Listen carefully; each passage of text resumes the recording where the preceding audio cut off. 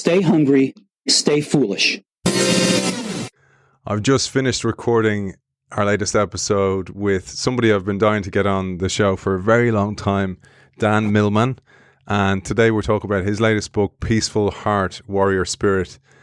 And he gave me such beautiful language for what we do here with the show. What we attempt to do is bring new information from sources that you may not have heard that will ultimately affect your life in some way for the positive. So that is one of the drivers behind what we do on this show. Before we launch into that fantastic episode, I want to thank our sponsor, Zai, because of their sponsorship, I'm going to move into a different studio where I can bring you more content on a more regular basis and more bite-sized content as well for people who've got great feedback. And thank you for those people who have fed back to the show through our newsletter to tell me that these serialized shows are very effective and are useful for people. So thank you for that. So you will get more of those as well. But before we launch into any of that, I want to thank Zai. Zai is our sponsor. Zai is boldly transforming the future of financial services with a suite of embedded finance products, empowering businesses to manage multiple payment workflows and move funds with ease. You can check out Zai at hellozai.com. Let's get into today's episode. Our guest today tells us, "This story is mine, but the way belongs to all of us." His books and teachings have been a guiding light to millions of people, including myself. Now comes the true story of his search for the good life, a quest for meaning in the modern world. In vivid detail, he describes his evolution from childhood dreamer to world-class athlete, including the events that led him to write the spiritual classic Way of the Peaceful Warrior. Over the course of 2 decades, he was guided by 4 radically different mentors: the professor, a scientist mystic; the guru, a charismatic spiritual master; the warrior priest, a rescuer of lost souls; and finally the sage, a servant of reality. Each of them generated mind-expanding experiences for our guest that prepared him for his calling as a down-to-earth spiritual teacher.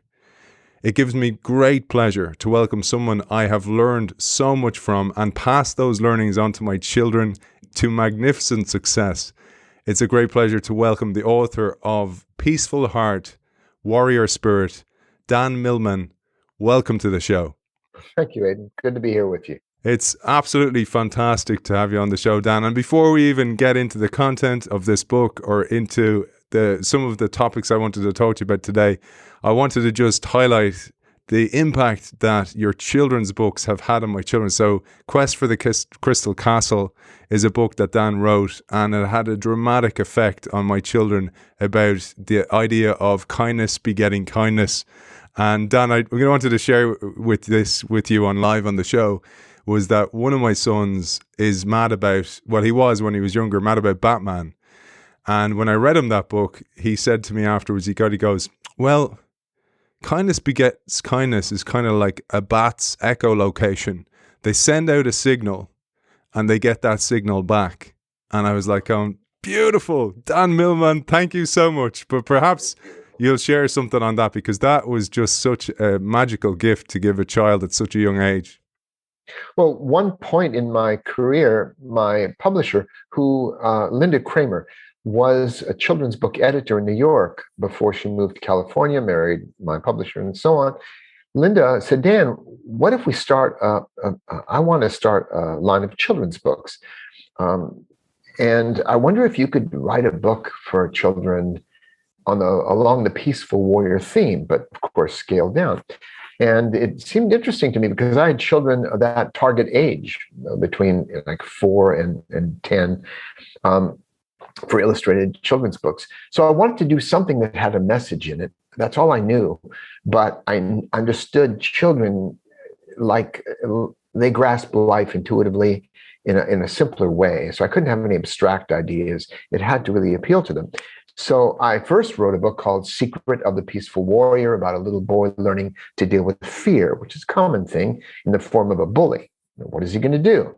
Is he going to run? Is he going to fight? Or is he going to learn the secret of the peaceful warrior? And that was the theme of that book. I'm not even sure how I came up with the ideas in the book, but it worked out. And a quick note, because I'm not primarily a children's book author, these were 2 books out of 18. But then later, I had the idea for Quest for the Crystal Castle, certain themes like the grass always seems greener on the other side of the valley, let's say, or the fence, and also the idea of kindness begetting kindness. So I want to convey some substance for children in a way they could grasp. And I feel very good about both books. I've written a graphic novel. I wanted to try that, a screenplay I worked on for a while. But most of my books are either novels or nonfiction, as you know, books in the personal development area. So again, I remarked to you off air that I just read Quest for the Crystal Castle to my grandson, Isaac, who's 6, and he I think he's starting to absorb it at this point. So yeah, it feels very good to reach out to children, adults, men, women, everyone really, because I don't speak to male or female or a particular age group. I speak to human beings and what we all have in common. You're a collector of quotes, and I mentioned this to you off air, and you say something that is so true of any teacher, because you will never know how you've impacted the lives of so many when you do this writing. And you quote Henry Adams at the start of this book, and you say, teachers affect eternity. They can never tell where their influence stops. So let's see how it plays out for Isaac, for your grandson, and also for my children as well. But it absolutely had an impact on them. So thank you for that. Glad. You're very welcome. Again, just before the book, because there's so much content. You mentioned 18 books, also a movie is starring Nick Nolte as well, that Dan might mention later on, which is also available still today. So I highly recommend that. But I wanted to talk about something which is one of your many talks that are online. This is a TED Talk. And I thought it was particularly relevant for our audience, Dan, because it's essentially about embracing change in the world of change, a rapid change. And I thought very much about a quote that I love, which comes from Leo Tolstoy. And he said, everybody thinks of changing the world, but nobody thinks of changing him or herself. And I thought that absolutely spoke to the message that you were conveying there, that one of the best ways to have an impact in the world is to first find peace with yourself and actually work on yourself. So I thought that would be a lovely way to set a foundation for today's show. Well, that's a beautiful place to start. There was a particular moment in time, maybe in our own lives, but also in history, when people realized they were frustrated in the 60s, the time of high idealism and so on. And they realized they couldn't necessarily change the world of the politics and the larger arena of industry and the environment, but they could change themselves. They had control over that. And so people started working on their psyches, on their inner lives. And we grew up most of us today have grown up in a psychologically oriented culture where we assume we have to have the right thoughts, positive thoughts, or a quiet mind, or we have to have the right emotions of kindness, gratitude, love, peace, happiness. And if we all have those right emotions and right thoughts, then we'll live wisely and well. But as you know, the fourth mentor who brought me back to earth, of the 4 I discuss in Peaceful Heart, Warrior Spirit, he pointed out that we have less control by our will over what emotions pass through us, like the weather, always changing. And we have less control over what thoughts appear in our awareness. He said, thoughts happen to us. We don't say, I think I'll think this thought next. Random thoughts just appear, sometimes positive, sometimes less pleasant or negative. But we don't have a spam filter in our head. So we can't necessarily control what we're thinking at any given moment. We can concentrate, we can solve math problems and remember grocery lists and create and do all sorts of things. But the random discursive mind, it's been called the monkey mind, thoughts just pop up. And so the sage, that fourth mentor, gave me a new approach.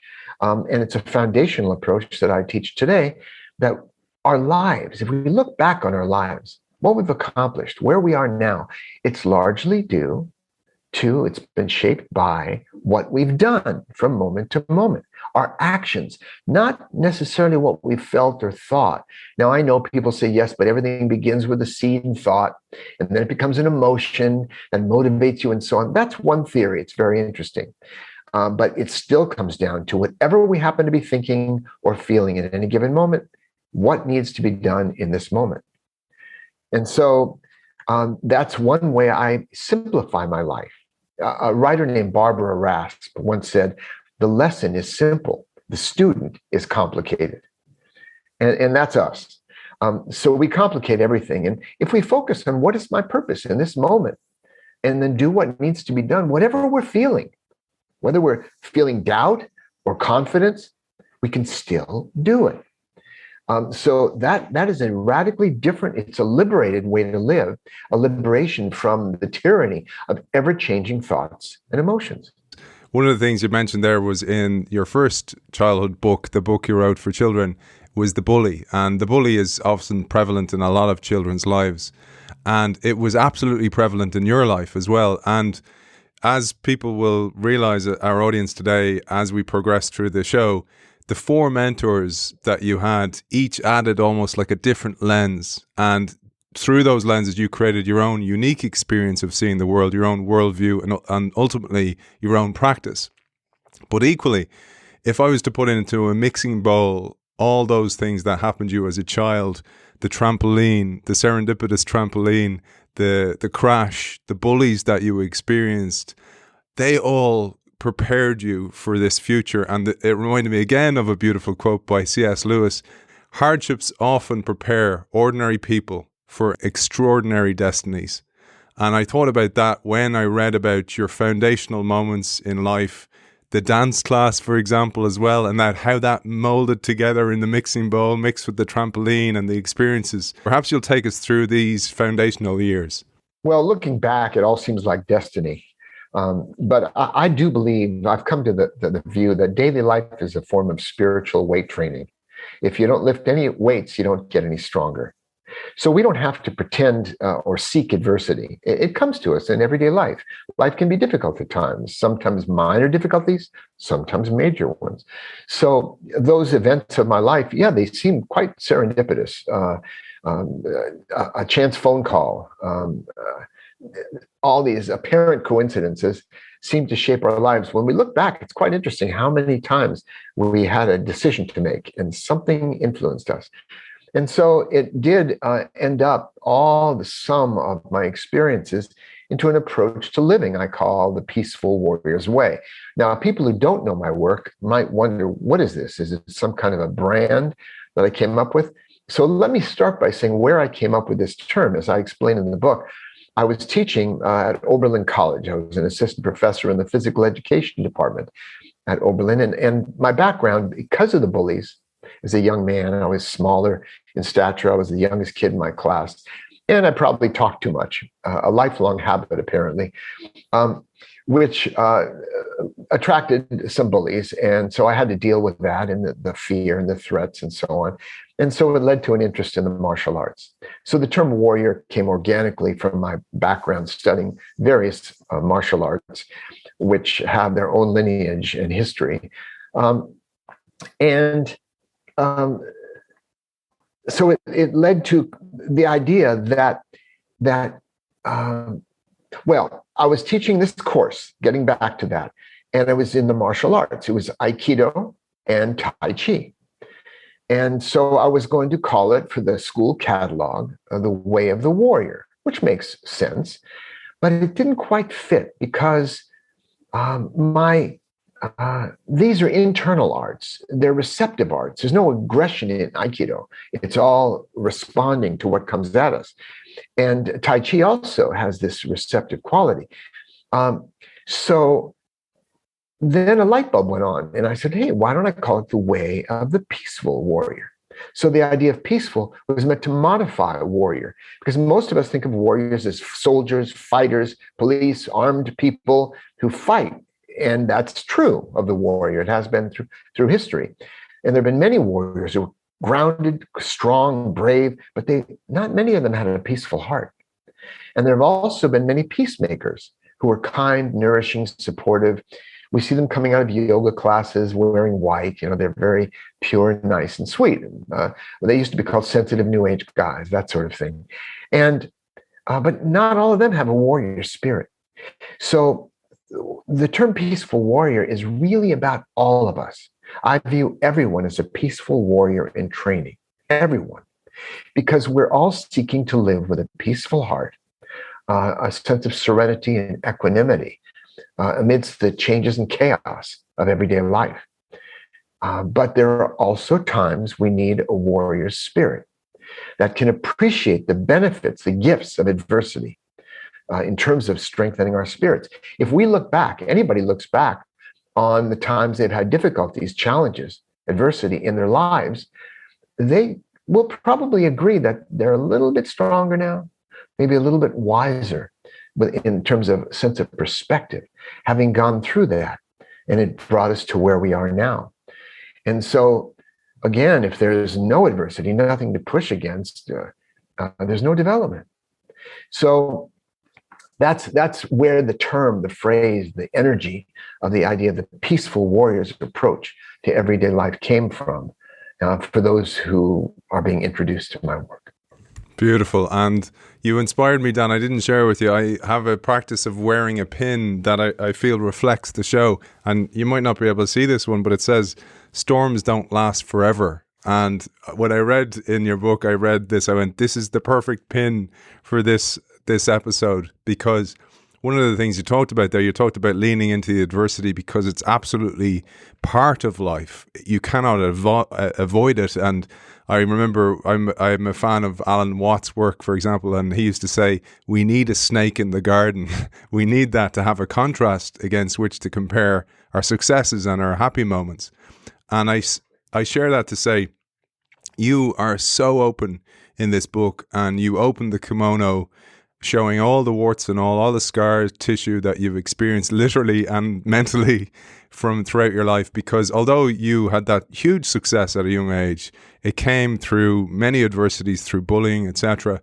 But when, despite that, afterwards, and I didn't realize this, and I said I admitted this to you, that I had no idea about the adversities you'd overcome through books and through failures, and indeed through your studies. Even in college, you had to work really hard and apply the discipline that you had with your exercise and your physical training into your mental training. Stepping back for a moment, Ram Dass used to remind us, the Buddha said that life is suffering, but that was translated from ancient Pali, the language. And I don't think life itself is suffering. I don't think the crickets or the antelopes, I don't think animals suffer psychologically in the same way humans do. I think the Buddha was talking about psychological suffering or a sense of dissatisfaction. And as Ram Dass pointed out, he said that when we don't get what we want, we suffer in the sense of we're dissatisfied. If we get what we really don't want, we also suffer, of course. And even if we get exactly what we want, we suffer because it leads to a sense of insecurity. How can we hang on to it? See, the Buddha was talking about clinging or attachment to what is. And life has changed. Life comes at us in waves of change. We can neither predict nor control, but we can learn to surf those waves and accept and flow with what happens, like a good Aikidoist, like a good martial artist. The force comes at you, you step out of the way, get offline, and make use of it.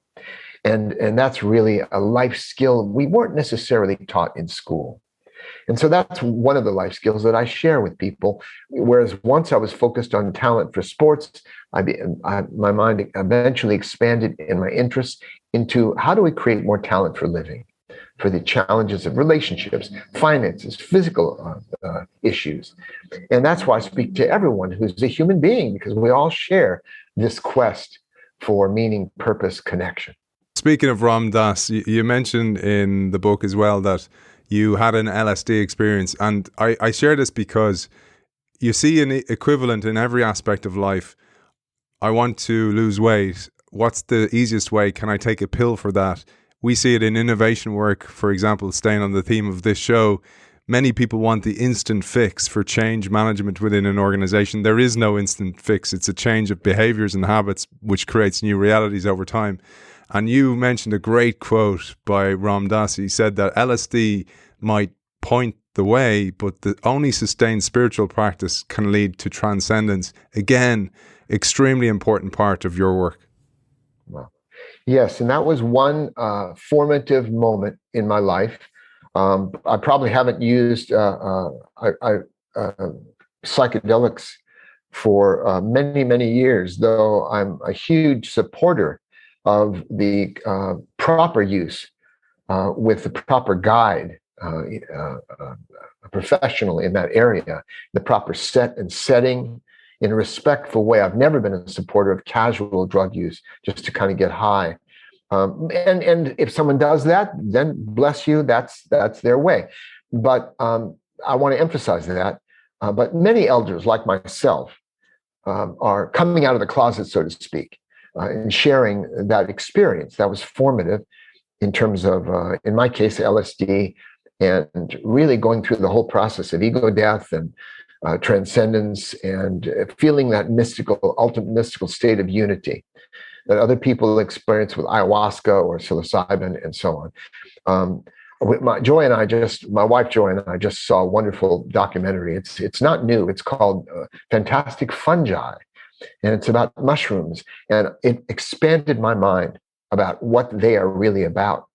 And it ends with the idea of using mushrooms as an entheogen, which means a connection to spirit. It's only one way. But as you pointed out, and as Ram Dass said, only sustained spiritual practice. But what is that? What is sustained spiritual practice? Do you have to go off to an ashram? Do you have to sit in the mountains? A man came up to me once. It's a story I love to tell because it really has a point. He said, Dan, I just read Way of the Peaceful Warrior, your first book, and I just loved it. Now I'm interested in spiritual practice. But how can I find the time? I've got a wife and 3 children and a full-time job.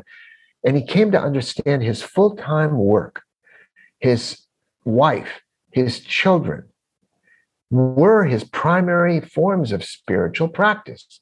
Here, now, in daily life, they will demand more of us and develop us more than sitting in a cave meditating. I know because I've done both.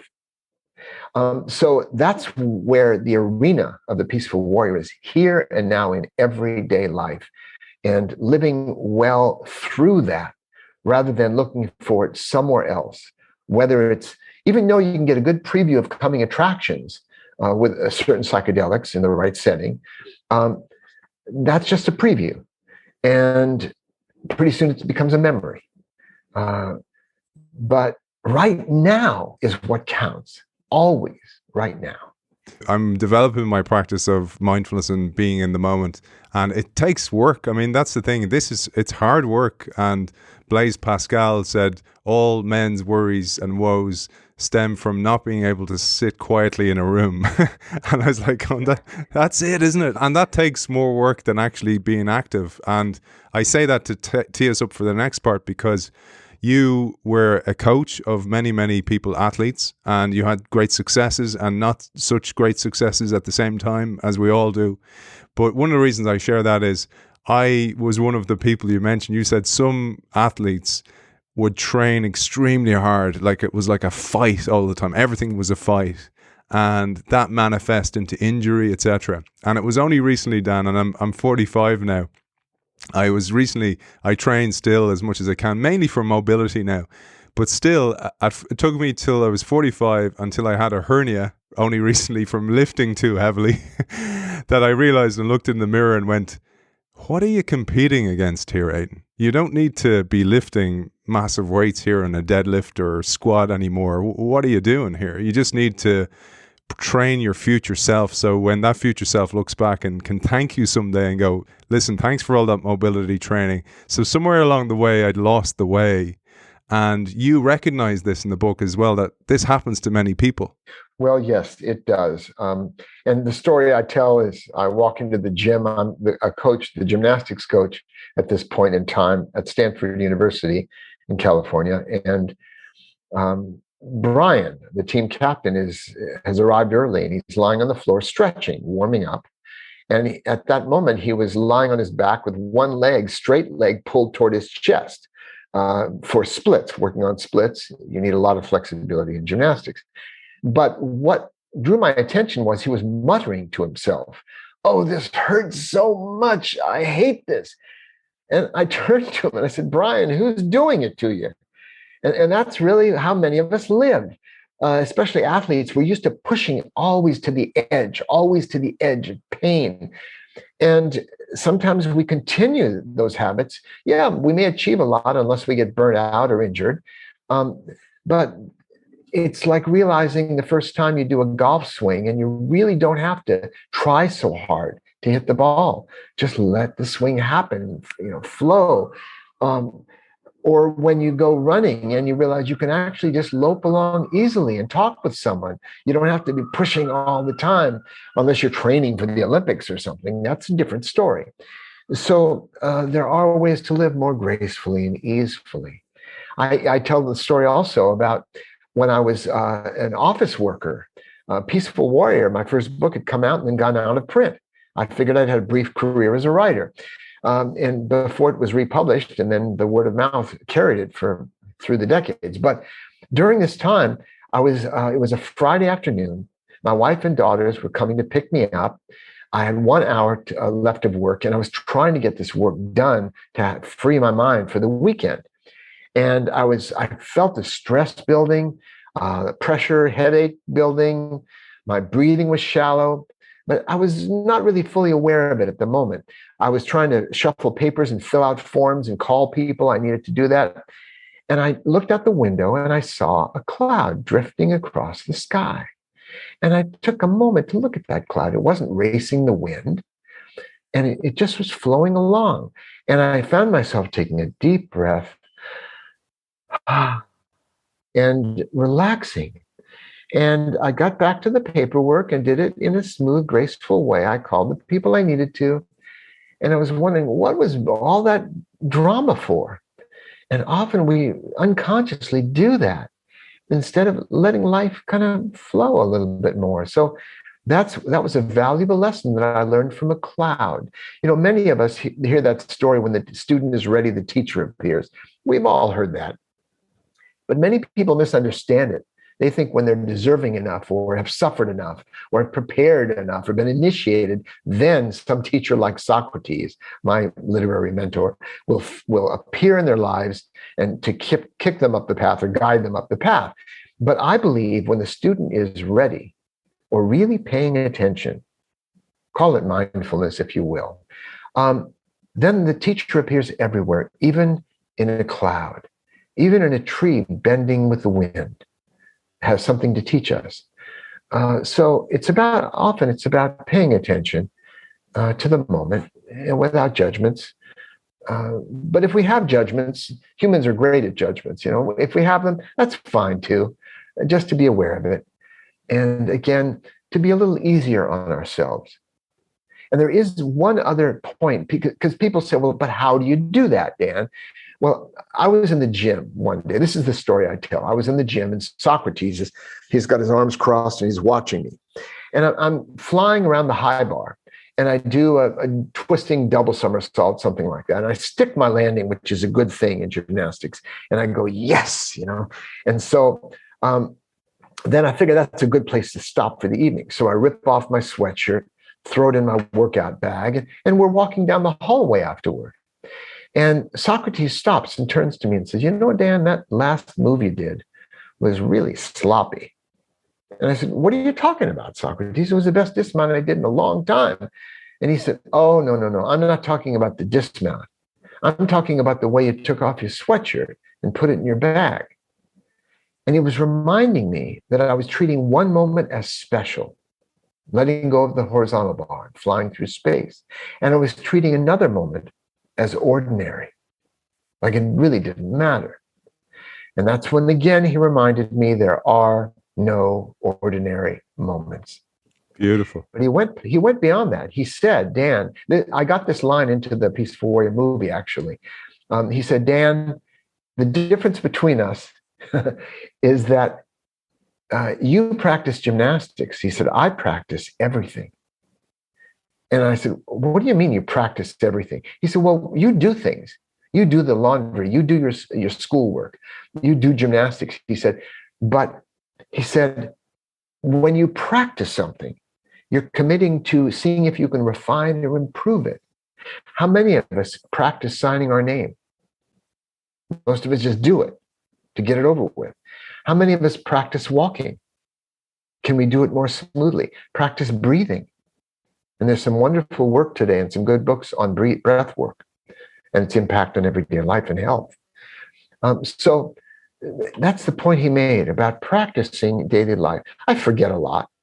I just do this and do that. We go on automatic. I still do. But with practice, anything can improve. And so my practice of daily life is here and now with you right now. Beautiful, Dan. And I was going to go off in this way and that way, etc. I want to come back to something. You mentioned the cloud, and there's this beautiful story you tell of your daughter Sierra and the bird. I'll come back to that because it's important, I suppose, for our audience to understand who Socrates is as well, because without context, they'll think you're talking about the philosopher as appearing to you, the Greek philosopher. But also, I wanted to mention as well the ultimate challenge that came to your athletic career as well, because this came again from a moment that Socrates would have said, "Are you sure you want a motorbike, Dan?" Right. And that's what my parents said as well. At the time, I was about 20 years old, and I thought it would be cool. I'd seen the movie The Great Escape, and Steve McQueen looked so cool on his motorcycle. And cool was a major factor in value in my life at the time. And there were practical elements too. It was economical, to ride, and easy to park, and so on and so forth. In any case, I did buy a motorcycle and ended up shattering my right leg in about 30 or 40 pieces. Quite disappointing. I was at the peak of my career. I'd been training for 10 years toward the Olympics. And now I had a shattered leg, and it was going to disrupt my life significantly.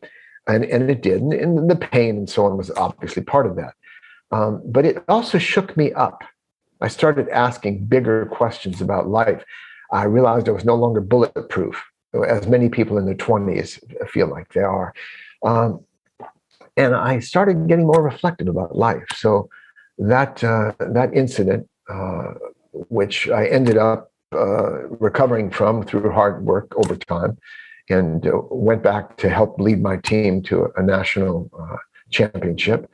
That was quite exciting, and it was a very fulfilling kind of moment in my life. But we all have stories. We all have adversities. That's the point. That's why I say the way belongs to all of us. The particulars of my memoir, I didn't write it with the assumption that legions of people just want to read about Dan Millman, this Dan Millman character. However, it's more about the spiritual search, the search for happiness, for the good life, for meaning and purpose. And that is something we all share in our own way. And the four mentors were mine, but we've all had teachers who we remember from school, maybe one or two or three, who demanded our best, who inspired us or saw something in us. And we've had role models. But these four major mentors represent different aspects of the spiritual search. From the technical aspect, doing enough exercises and spiritual practices. And I did the creme de la creme of training, starting with 40 days, 10 hours a day, and advanced trainings after that with a professor. And then the guru, of course, had an entirely different approach. He said, I'd rather beat you with a stick than tell you to meditate your way to enlightenment. So he had a radically different approach. It was all about just the transmission of the divine source through his body, through his person, because he was transparent to it. And he definitely had the mojo, I'll tell you. So it was really, I spent almost 8 years with him. And the way of life that he taught, living in a household, spiritual people in the community, and studying his work, which was brilliant. But then, like many other teachers, he was corrupted by the adulation of his devotees. As one of my friends put it, he was a true spiritual master who would have benefited from going through a 12-step program. That's the paradox of teachers, because one of the themes of the book, as you know, having just read it, is that every teacher, including myself, is human, and every human has flaws. We mustn't put people up on pedestals and project ultimate wisdom and knowledge as if they can't make a mistake. And people tend to do that. Before we go in and maybe deep dive a little bit, dip our toe into each of the mentors and those amazing experiences you had, I thought it was interesting that what emerged for me was you mentioned the four, but there was always the one, and it reminded me of the poem Footsteps, because Socrates was there in the background all the time, and I thought it was important for our audience to know who that is. And I hope I'm not spoiling the story here, because the grand reveal is that you are indeed Socrates, and it was this inner self that was always supporting yourself. Well, yes, I appreciate you bringing that up. Some of us have heard about these metaphysical trainings where someone channels some discarnate entity. It was very popular back. There was somebody named J.Z. Knight who channeled somebody called Ramtha, and there were many different well-known channels. Some brilliant books by a woman named Jane Roberts, Seth material. Yeah, Seth Speaks and the Nature of Personal Reality. So, and there's a beautiful book that Ram Dass wrote the foreword to called Emmanuel's Book. A lovely book. It's like the Prophet, Khalil Gibran's the Prophet. It's beautiful. And these are all they claim were channeled from some other entity speaking through them. And of course, there's a certain woo-woo, fascination factor. Oh, they're channeling a discarnate 20,000-year-old entity from another dimension. And that gets our attention. But in a way, writers throughout history have talked about their muse. And we've all had the experience doing creative writing where we go, where did that come from? And so, yes, you could say that I'm Socrates, and that's what I basically reveal in the preface to the new book, which may shock some of my readers. But the character is based on a real old man I met in a service station, an old Texaco station in Berkeley, California, in around 1966. After I had shattered my leg. I was on a cane at the time. And he reminded me of the ancient Greek sage, this cosmic old gas station mechanic. So I started calling him Socrates. So he's based on a real character that I remembered years later when it was time to write the book. And it seemed like a good way to convey the information. I mean, King Arthur had Merlin, and Frodo had Gandalf, and Daniel-san had Mr. Miyagi and the Karate Kid. So, and of course, Carlos Castaneda, the famous Castaneda, he had the Brujo Don Juan Matus. So this idea of the struggle, the creative struggle between a rebellious adolescent student and struggling to learn and resisting at times, and the teacher, the wise teacher, just worked. So because after working with the first of my two mentors, I wanted to find a way to convey the insights I'd had as a result of all my, it was about 10 years with the first two of the mentors. And so when I wrote Way of the Peaceful Warrior, I thought of this old gas station attendant.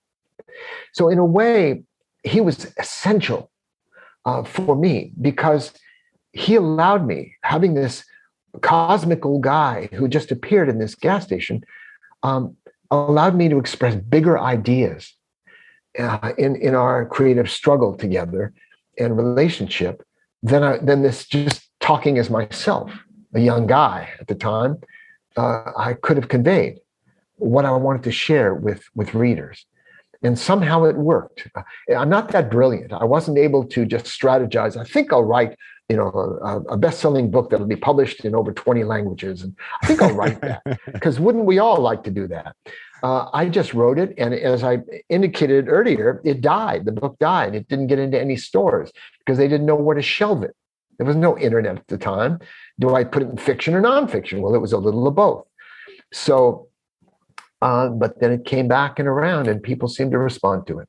But Dan, there's a key thing that you did here, and this pervades all your decisions, is that you made a decision and you made something happen. And I say that because so many people are paralyzed by too many choices or not enough choices, or they become victims, or they have a victim mentality. You made things happen, particularly reviving that book. The experience you had with Hal, where he wanted to revive the book and bring it to life again, and your remarkable deal that you struck up for the for the advance on your author's advance, that was a game changer, and I think that's worth mentioning as well. Well, yes, the book was out of print, and I couldn't get any interest. It was a quote unquote failed hardback. And this a woman I knew, I took a training of some kind, and she liked the book a lot, the old out of print hardback, and gave it to her friend Hal Kramer, who was 70 years old. He was a retired publisher, and he read the book and was so inspired by it. He said, "I'm going back into publishing, and I'm starting a new publishing house, and I'm going to start with this book." And it took him 2 years to get the book chains, the major chains, to take one copy in each store. But gradually, though, people started telling other people about it. And initially, the subtitle of the book was A Basically True Story. But again, the bookstores were not amused by that because they didn't know what to do with it. So many people started writing me, even about the few thousand copies that initially got out there. They started saying, "Dan, over and over, this book changed my life. This book changed my life." And so he decided to subtitle it A Book That Changes Lives. A provocative title, for sure. And I've asked people, what do you mean it changed your life? And I think what they're trying to convey is it expanded their perspectives about the higher possibilities, and their promise.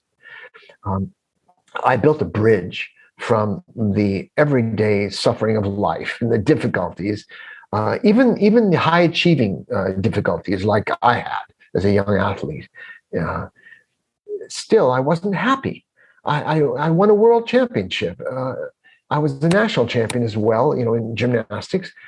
And I was a coach at Stanford University. But I was still struggling with my relationship at the time, my early marriage to one woman. Since then, Joy and I have been married 46 years, love of my life. And as you know, she weighs in. She also writes a few pages in the book. She read all 9 drafts of this new book. And around the 7th draft, she said, "Dan, I have a little different perspective. Maybe I should write something." And I went, "That's a great idea, Joy." So she did. And people seem to have responded quite positively to her. It was great because, our memories deceive us. We remember things sometimes the way that suits us. And it was nice to see Joy's perspective chiming in every so often. And also I want to tip the hat to her for doing your books for such a long time as well. Not only did she read your books, she did your bookkeeping as well. So well done, Joy. Not an easy task. So before we get into the mentors, I wanted to mention the amazing little story you mentioned, because there's a reason I'm asking this one, which is when your daughter Sierra mentioned the bird story, because I often find that you get these moments of insight from the mouths of babes if you ask the question, but many of us treat them like children instead of actually treat them like the budding butterfly that this caterpillar will become. And oftentimes they tell it like it is, they see things differently, and there's value in that difference. And this was a remarkable story. I'd love to share that. And Sierra and I are very close. We've written one book together called The Creative Compass, about writing, in the case of writing or any creative endeavor. I'm very proud of her, as well as my other daughters. Children are like puppies, but they're also like little Buddhas. There is a saying in the mystical traditions that children are still remember in some sense, not consciously, but they have impressions from past lives, let's say, until they're about the veil drops around 7 years old. So this is a bit of a mystery, this story. When I was with the guru, we had his books in our bookcase, some lower shelves. And when Sierra was about 2.5 years old, Joy was pregnant with her little sister, China. And we bought her a teddy bear showing how the baby came out and so on. And so she kind of got the idea that mommy had a baby in her tummy, and it was going to come out, and she'd have a little sister. And this is important for the story, of course, to understand this. And so Sierra, at the same time, used to pull out books from the bookcase and look at them, open the pages, look for pictures.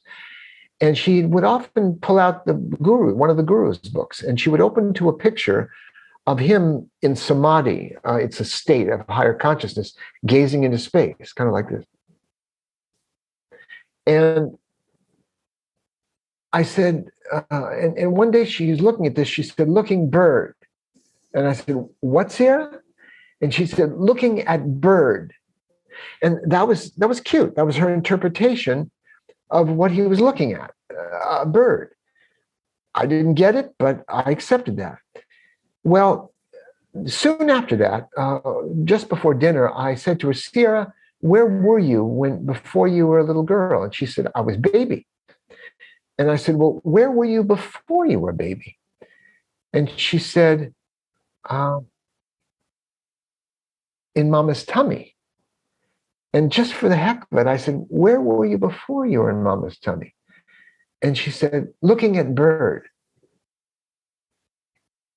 And that was like, whoa, how did she, this master's gaze in a higher state of consciousness, how did she connect that to where she was before she was in her mother's womb?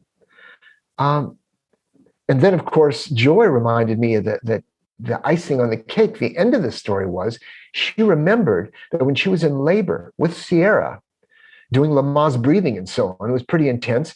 She was staring at like a tissue box, and painted on the side of the box was a picture of a bird.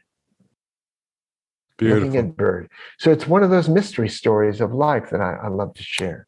It's a beautiful, beautiful story. Let's give a whistle-stop tour of the various mentors. I'll tee you up, Dan, with a quote here, because you say in the book, the Indian saint Ramakrishna described the difficulty of trying to open a walnut shell when it was green, but noted how once it was open, once it was ripe, it would open with just a tap.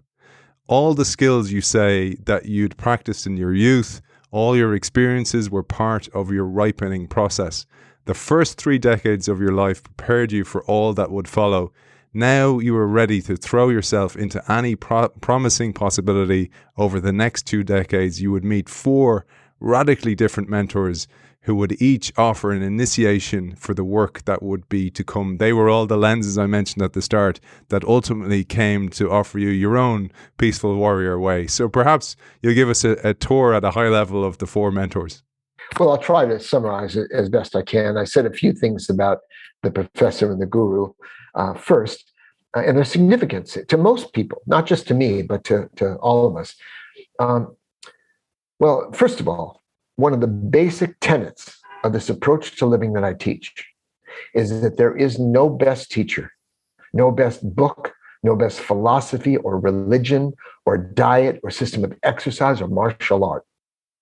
There is just the best for each of us at a given time of our life. So life is an experiment. We have to find out what works best for us. So I'm not claiming my mentors, my 4 mentors, were the best in history. There are hundreds, if not thousands, of different teachers, influences, and so on. But they were the best for me at that time in my life and could be instructive to others. So they were real people. This book is entirely true, as best I could express it. Some of my other books blend fact and fiction. So the professor was named Oscar Ichazo. I go into his background, very unusual background, quite unusual in the history of spiritual teaching, who was able to gather together a global heritage, not just Hindu or Zen or Sufi, but a global heritage of different traditions and the exercises practiced in these in order to grow and to awaken toward enlightenment. And he experimented with a group of 50 Americans from Esalen Institute in California in the early 60s. They spent 9 months with him down in a place called Arica, Chile, at the border of the Atacama Desert in Chile. He was at the Institute of Psychology. And he worked with these people, experimenting what combination of exercises in different forms worked best. And finally, he was ready to present 40-day trainings. So I ended up, through various circumstances I explained, ended up doing that training. what it represents is the technological approach. And many of us have been exposed to either EST or the Forum or LifeSpring or NLP or all kinds of avatar, working with belief systems, methods of personal development, spiritual growth. And this was sort of a compendium of some really it's very highly respected among spiritual practitioners, this Eureka training. By coincidence, it's the word America without the me in it. How appropriate. But from there, I again, without going into too much depth, I ended up moving on for reasons I explain in the book to finding another coincidence. Somebody just mentioned a book, and I discovered the Guru. And I went through a process before I even joined up. And the Guru, his community could look to many like a cult. And we've all heard the word cult. But as the Guru pointed out, he said, this isn't a cult because it's very difficult to get into and very easy to get out of. He had a way of summarizing things that was quite brilliant. And that was true in a sense. Physically, nobody, just you say, I'm leaving, bye. And that was it. There was no manipulation or trying to keep you connected. And I go into the but, because I call it the steel thread. That it's difficult to break in terms of one's attachment to a teacher you believe or once believed is the ultimate choice for you, the way to illumination and saving grace. But I ended up again moving on. And there were some wonderful things I learned in the 8 years practicing in this community. I wanted to tie it to a show we did recently. You may know Elliot Aronson, who's a wonderful teacher, and we had Elliot on the show recently, and he's now 91, amazing man. And he was telling us about that tactic where you make it very, very difficult to enter a group, and then people actually think more of the group, and then it's very difficult to. So it that resonated with me, but also so serendipitously, as in the other day with the Oscars, the event, and the quote that Denzel Washington said to Will Smith is that it's when you're at the top that the devil comes for you. That sprung to mind because the Guru had developed this great group of people, brought them together. His initial instincts and his initial teachings were pure, but ultimately the power intoxicated them. And this is something we see, bringing it back to the show and the innovation show, we see this with organizations. Leaders get into positions of power. They make riskier and riskier moves. Sometimes they bet the farm on the wrong thing. Sometimes they take advantage of people within their employ, etc. And the same thing happened here with the Guru, unfortunately. And it happens time and time again. It seems to be a rite of passage of when you get to the top, some challenge is thrown at you, and to see almost like a test, like you say, until you pass the test, then you can move on to the next level. Yes, exactly. And he once said there are 3 reasons you'll leave. The Guru isn't good enough, the teaching isn't good enough, the community isn't good enough. Or you may even say you're not good enough. But he never really opened the idea you may leave because it's the right thing for you to do at the time. And so that community was not a place to learn self-trust. And that's why it was such a blessing that I discovered the warrior priest.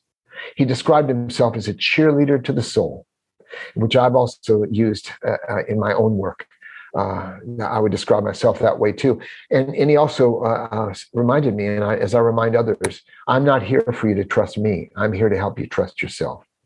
And so with him, I learned to step forward and stand up tall inside of myself again. And he gave me practical tools and a style. I modeled his style because he was so dramatic and adventurous. I learned, a powerful method of spiritual development and insight work through knife fighting. He was also a martial arts teacher, and a metaphysician for sure, clairvoyant and so on. So working with him was a fascinating time. It was relatively brief, a year or two, but he really gave me the tools to write one of my best-selling books called The Life You Were Born to Live, which is a system of self-understanding and self-compassion for oneself and others, to really a quantum leap in self-knowledge. like many tools, oracles, I Ching, Tarot, astrology. But this method is uncannily accurate for those who've read The Life You Were Born to Live. There's also an app. One can go to lifepurposeapp.com and access all that information about their life path. And there are 45 different life paths and so on and so forth. So I learned that from him, but also the knife fighting training I taught for 14 years. People came from all over the world to do it. So it was very practical. It was really when I stepped forward and began teaching the kind of work I do now after the warrior priest's influence. I'm grateful to all my teachers, and they all had flaws, as I do, as we all do. The sage was very different. He was much more humble and modest in his promises, his approach. He got his PhD in anthropological psychology, and one of his fellow graduate students was named Carlos Castaneda at UCLA. So they worked together. They knew each other. It was quite a time and a place. And he had this realistic approach to life that I opened with in the beginning of our conversation together. Basically, one of his teachers, Shoma Morita, a Japanese psychiatrist, advised people to do three things to live wisely and well. First, accept your thoughts and feelings, whatever they are, positive or negative, as natural to you in the moment, as you would accept them in meditation. Notice them, watch them pass. And the second thing is know your purpose. What is your purpose? How, are you living on purpose? Do you have a purpose? Of course you do, in this moment.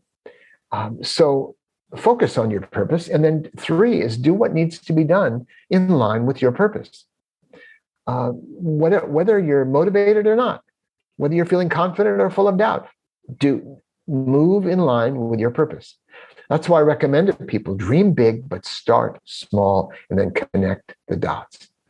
So I don't parrot the words of my teachers. I do some things that have stuck with me that really fit what I like to teach.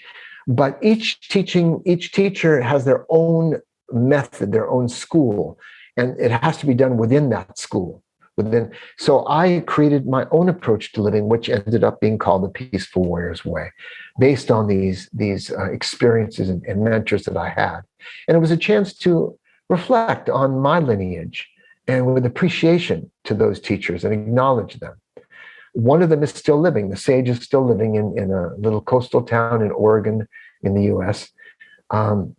And we stay in touch, of course, and the others have passed into memory.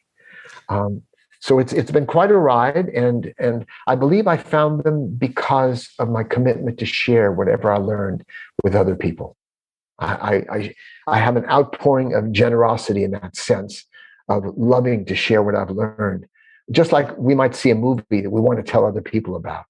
And so I remain enthusiastic. At 76 years old now, I have more to look back on than look forward to, but I wanted to write this memoir while I still had my mental faculty. Oh man, you're going to have them for a long time. The body helps the mind, and you're certainly still working the body very well. And you know that what you said there resonates so strongly, Dan. I'm the same with these books you see behind me and your books as well. I was so happy to get you because I was like, gotta share this, gotta get this out, let our audience hear this as much as possible, because helping somebody or inspiring somebody in some way is just such a beautiful gift to be able to offer to somebody, and it's absolutely drives me. But one thing you said there was just, it's something that I see. I do executive coaching, Dan, and I ask my coachees to first focus on a to-be list rather than a to-do list, because everybody's looking for that pill, like, you know, give me the quick fix.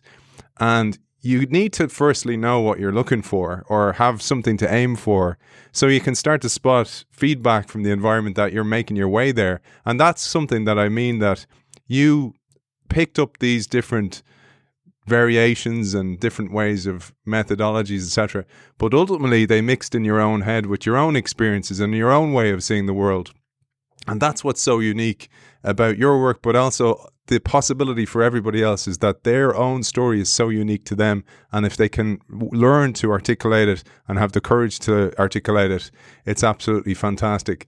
But Dan, I wanted to finish. I have a final quote that I just wanted to finish. I know our time is up, but while I'm doing that, I'd like you to think about your final message for our audience of all types. I told you the audience that we have here, many people working in corporate jobs, some unhappy with that role, some frustrated because they're trying to drive change in the organization, but the change isn't happening, etc. And before I even go there, and before I ask you that question, where can people find you now? Where you mentioned some of the websites there, but where's your ultimate source where they can find Dan Millman? One stop, I'd recommend peacefulwarrior.com. I have a free life purpose calculator right on the splash page, on the landing page. And there's online courses, all my books and audio programs are listed. So that's probably the best way to stay in touch. And if someone has a question, they can reach me through the contact. That it'll get to me, and I'll respond to as questions as best I can. And I'd also like to share a couple quotes. Shoma Marita once said, "When running up a hill, it's okay to give up, to quit as many times as you want, as long as your feet keep moving." And the other quote, Andre Gide, because each of us is a student and each of us is a teacher. We influence other people by our example. We are all teachers. And Andre Gide said, everything that needs to be said has already been said, but it needs to be said again because no one was really paying attention. So we can each express it, as I have, in our own way, and share with other people. And teaching is a great way to learn at the same time. Beautiful. And Dan, my quotes absolutely echo what you said there. So a couple of quotes I pulled, and these are Dan Millman quotes. "No one attains the final step on a permanent basis. In reality, we move up and down the steps moment to moment. There is no best teacher, religion, book, path, diet, or anything else. Only the best for each of us at a given time of our life." And I thought that absolutely summed it up. I have one final question, Dan. You're an expensive consultant to do expensive consulting on a personal level. I have $1. What advice will you give me for my $1? As you know very well, Aidan, that actually happened to me. A young college student said, "What can you tell me? I'm a poor college student. I have $1." And I told him 6 words. It would take a weekend workshop to explain all the ramifications and the riches of these 6 words, but they're a lifetime practice. And those 6 words are here and now. Breathe and relax. Author of 18 books and a magnificent teacher who's been through ups and downs and has opted to share with us all these brilliant teachings. Dan Millman, it was an absolute honor to have you on the show. Thank you very much. And I want to, you can't know the impact you've had in terms of sharing other people's wisdom. There's this saying, nobody's smarter than all of us, right? And you helped share whatever I have to share and so many other people with your listeners. And so those who have tuned into your frequency, let's say, you can't know the good that you've done either. Well, that's beautiful, man. And I love that. And it absolutely drives me. It's an absolute honor to talk to great teachers from all over the world. And I really enjoyed our conversation. And thank you for your time. I appreciate it. What a fantastic episode with Dan Millman. I hope you enjoyed it as much as I did. I know a little bit off the path of what we usually cover on the show, but I thought it was essential for everybody to make better decisions on a personal level as well. Start with yourself and then bring it to the organization as well. I want to thank our sponsor, Zai. As always, Zai is boldly transforming financial services with a suite of embedded finance products and services, powering businesses to manage multiple payment workflows and move funds with ease. You can check out Zai on hellozai.com, and I will see you next week.